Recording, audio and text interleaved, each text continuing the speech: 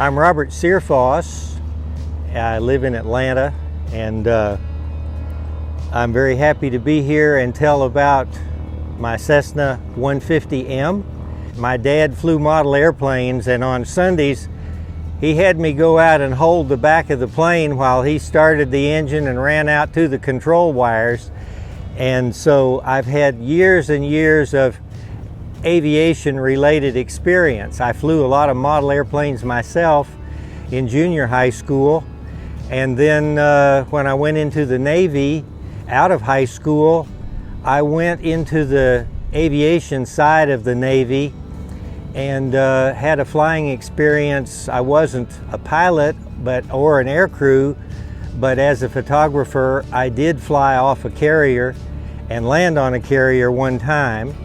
So I've had that kind of flying experience, which was pretty exciting. But after the Navy, I went to college, and then later had a job like most people do. And then I found myself at about 40, 45 years old thinking, you know, I would like to fly. I'd like to get a pilot license. And fortunately, I had the kind of job and the kind of situation where I could leave at lunch and go take a flying lesson and come back in the afternoon and finish up my work. So I took flying lessons a little bit older than maybe most pilots do. And I encourage anybody that's interested in flying to take a lesson or two and see if you like it. On the other hand, it depends on the instructor you get on your first lesson, and I'll tell you why.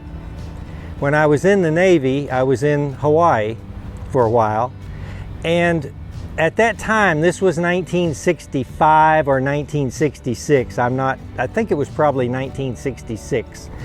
But Cessna at that time was offering a $5 instructional flight, and you could go to a flight school with this coupon and a $5 bill, and they would take you on a lesson.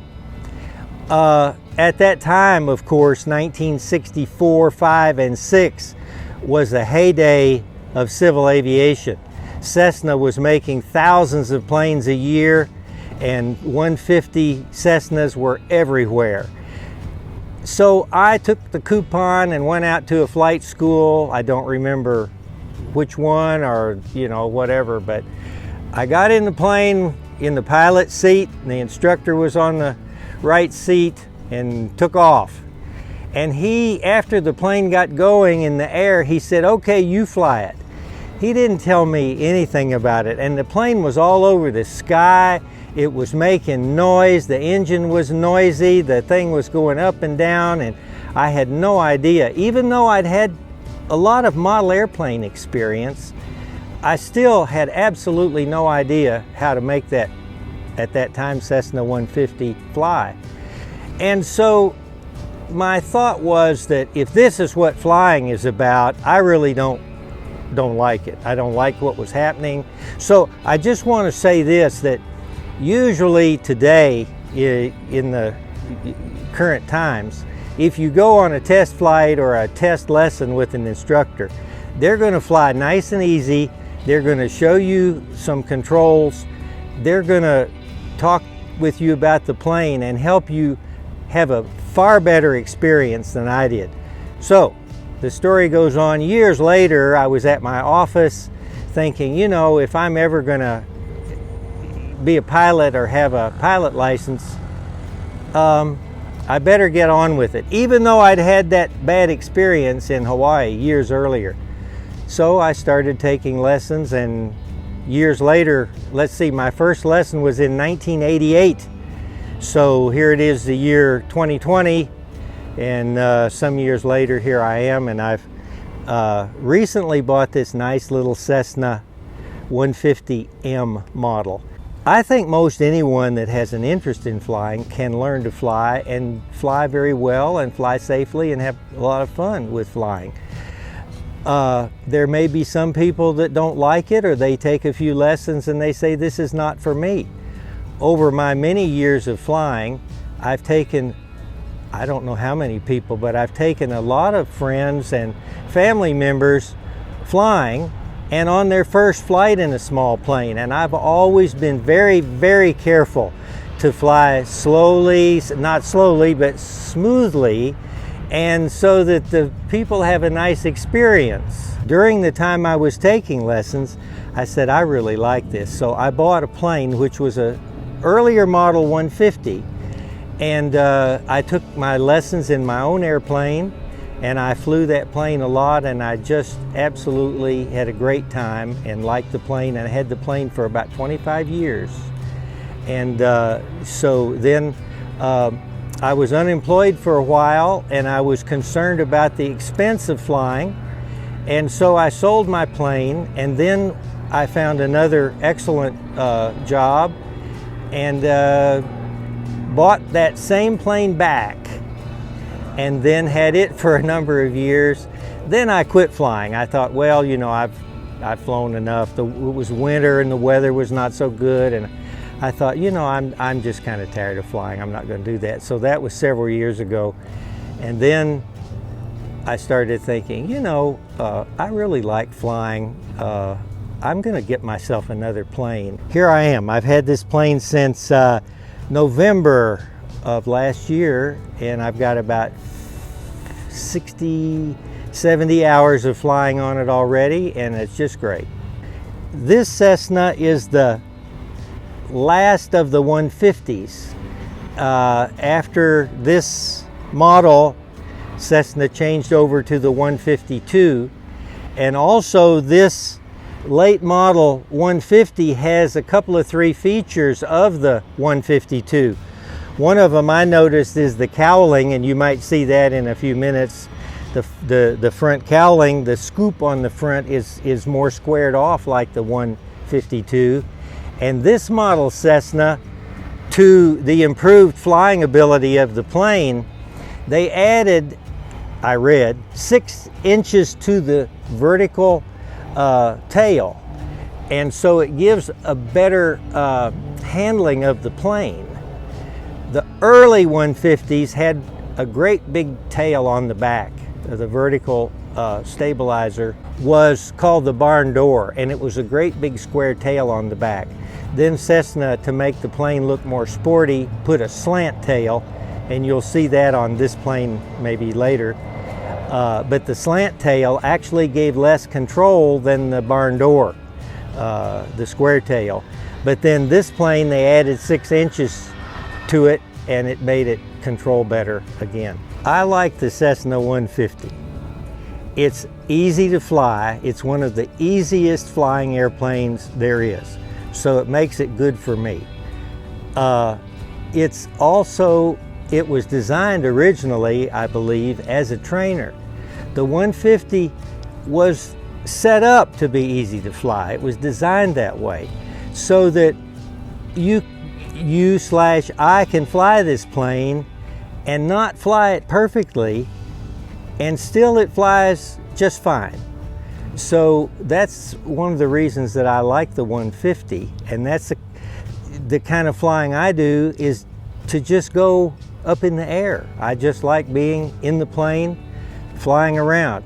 Now, I have taken some long trips in a Cessna 150, but my flying today is usually, I fly about 50 or 60 miles over from Atlanta to Winder, Georgia, to see my friend who's the airplane broker there. I visit with him in his hangar. Then I often fly over to Jasper and get gas there, and then I fly back to PDK and park my plane. So it's just to go flying in the afternoon or in the morning. It's completely recreation flying for me, and I would say flying is extremely recreational. It really, truly recreates in that from the minute I untie the plane to the time I tie it back up, I have found that it's easy to leave other concerns and other thoughts somewhere else. Concerns about work, concerns about the environment, concerns about situations, concerns about people. Any type of concerns that I have day to day. from the minute I'm near the plane until I'm driving away from it, the focus is very easy to stay focused on aviation. So in that regard, aviation for me is a huge recreation. Is that I like flying, and I know a lot of the other people that I know in aviation really like flying, and I think that's part of it, is that it's a kind of a focus of attention, and it requires it. The question of what's it cost to go flying is kind of like what's it cost to buy a house. I mean, you can buy an inexpensive, affordable house, or you can go all the way up to Hollywood or Ponte Vedra or wherever you want. But I like the 150 because to me it was affordable. This plane cost a lot less than a nice new luxury car. And the maintenance on the plane, the monthly cost is there, the insurance cost is there, the cost of fuel to fill it up and fly it, the cost of the annual inspection is there. But I would say the numbers vary. It depends on the plane, and it depends on if the plane needs maintenance or if there's a part that's worn that needs replacing. But my own experience is that I bought a plane, the 150, that I could afford, and I'm not monetarily a wealthy person. I've never had lots of money, I've had enough. But this plane, you can get today, in the early part of the year 2020, you can get a nice plane probably starting at $20,000 to $25,000, $30,000 to buy a plane that's a good plane, that's flyable and in pretty nice condition. And so I would say that if you compare that to buying a new car, a lot of new cars cost $30,000, $40,000, but that's a new car. You can't buy a new airplane for $25,000, $30,000. You're going to spend a lot more to buy a new plane. But you can find a plane that's a used airplane, or somebody's had a plane before. So I'm not sure on the exact numbers, but you can spend a lot of money in aviation, and there's an old joke that a lot of aviation people know already, is that there's a lot of money in aviation.